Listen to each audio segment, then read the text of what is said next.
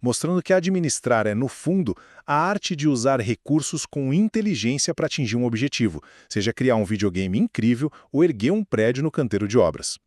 Bom, primeiro, administrar não é só ficar dando ordem, sabe? É um ciclo contínuo de planejar, organizar, dirigir e controlar, sempre equilibrando a ração dos dados frios com a nossa sensibilidade emocional.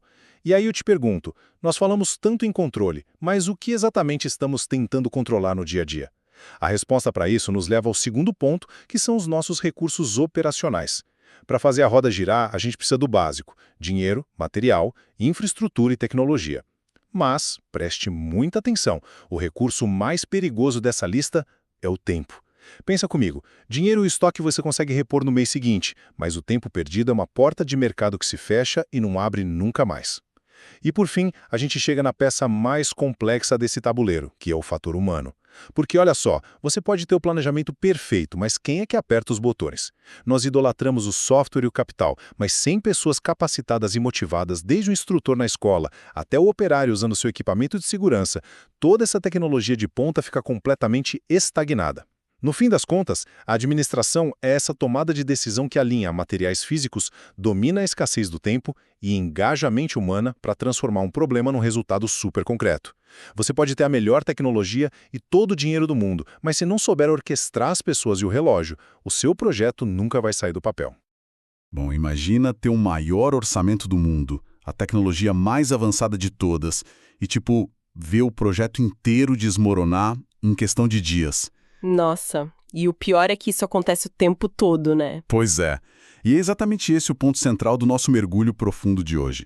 A gente tem aqui os registros de aula do professor Everton Andrade. Aqueles datados de 17 de abril de 2026, certo? Isso mesmo.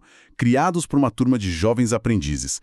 E a missão da nossa análise hoje é entender que administrar não é só um jargão corporativo bonito de parede de escritório. É a arte diária de coordenar 6 recursos vitais para basicamente impedir que o caos engula tudo. Total. E o fascinante aqui é como ele desconstrói o fracasso. A maioria das falhas acontece porque a galera tenta tratar todos os recursos do mesmo jeito. Mas as regras mudam muito. Se a gente pegar o capital humano, por exemplo, aquela lógica industrial de apertar botões simplesmente não funciona. Ok, vamos desvendar isso. Porque gerenciar pessoas sempre parece como reger uma orquestra. Só que o capital humano é o instrumento mais imprevisível de todos. Por que gerenciar pessoas é tão mais difícil do que gerenciar máquinas? Porque aí entra a subjetividade, sabe?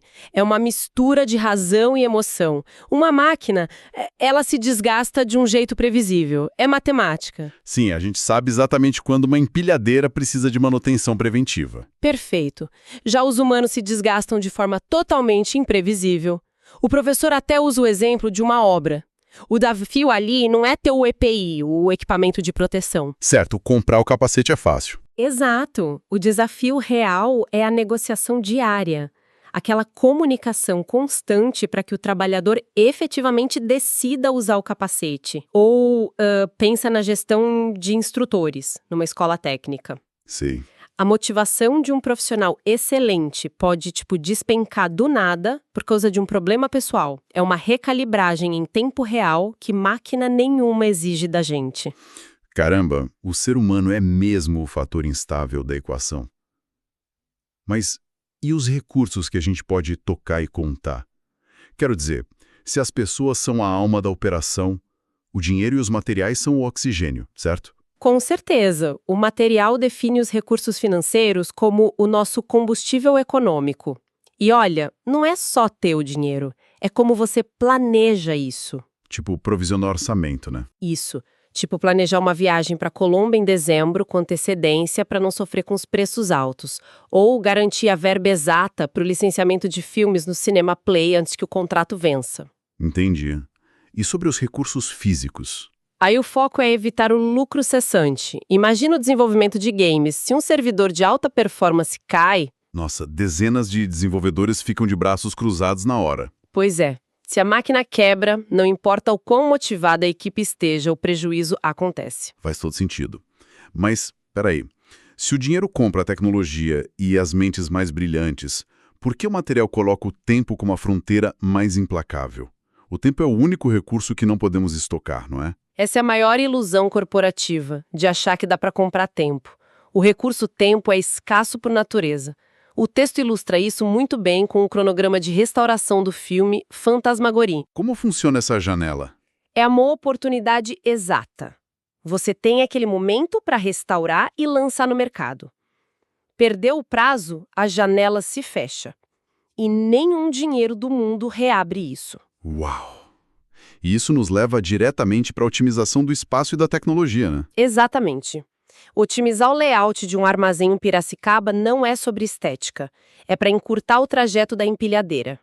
3 segundos salvos ali... Multiplicados por 1000 viagens geram um ganho de tempo absurdo. Exato. E a tecnologia coroa tudo isso. O professor cita o uso de linguagens como Rust ou C++ em simuladores físicos, justamente para ter uma latência quase zero. É uma vantagem competitiva que não se compra só assinando um cheque. Então a dinâmica da decisão que o material ensina é identificar o problema, enxergar a oportunidade e alinhar a comunicação. Sempre equilibrando razão e emoção. Os dados fecham a conta, mas a sensibilidade entende as pessoas. Isso é muito prático para quem nos ouve. Organizar qualquer rotina exige essas duas coisas. Sem dúvida. E eu deixo uma provocação para quem está acompanhando a gente. Se o tempo é o recurso mais escasso e o único que jamais pode ser recuperado, será que não estamos gastando energia demais administrando o que é material e financeiro, enquanto deixamos o recurso mais valioso da vida escorrer sem nenhum controle?